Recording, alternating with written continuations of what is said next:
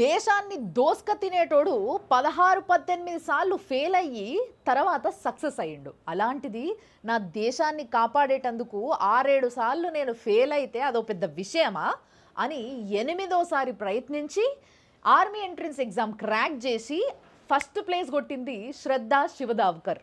ఒక సోల్జర్ రాసిన ఎస్సేని ఆమెకి 16 ఇయర్స్ ఉన్నప్పుడు చదివి బాగా ఇన్స్పైర్ అయిందంట. అది వాళ్ళ నాన్న గమనించి ఒక కల్నర్ దగ్గరికి పట్టుకుపోయిందంట.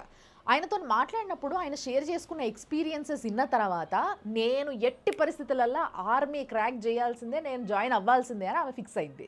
ఆమె డిగ్రీ చేసింది, తర్వాత ఎంఏ చేసింది. దాని తర్వాత ఆర్మీ ఎంట్రన్స్ ఎగ్జామ్ రాసుకుంటా 7 సార్లు ఫెయిల్ అయినా కానీ 8వ సారి ఫస్ట్ ర్యాంక్ కొట్టింది. ఇప్పుడు ఆమె చీతా స్క్వాడ్రన్లో first ever women air force pilot.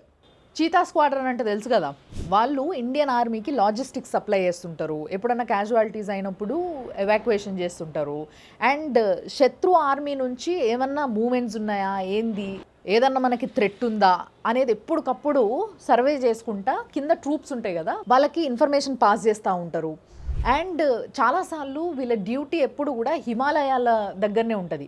ఇంకా ఎస్పెషల్లీ సియాచింగ్ లాంటి ఏరియాలు అయితే అంటే దాదాపుగా 12,000 ఫీట్ పైన కదా, అక్కడ ఫుల్ ర్యాపిడ్గా విండ్స్ ఉంటాయి అండ్ నిమిషానికి క్లైమేటిక్ కండిషన్స్ మారిపోతూ ఉంటాయి. అలాంటి ఏరియాలో కూడా 5 ఇయర్స్ నుంచి ఆమె రోల్ని ఆమె సక్సెస్ఫుల్గా ప్లే చేస్తుంది. సో బేసిక్గా మనం ఒక టార్గెట్ అనుకున్నప్పుడు ఆ జర్నీలో మన కాన్ఫిడెన్స్, మన హార్డ్ వర్క్, మన ఫోకస్ ఇవి దెబ్బతినకుండా అట్లనే మెయింటైన్ చేయడమే మన సక్సెస్కి కీ అని ఈమె మళ్ళా ప్రూవ్ చేసింది.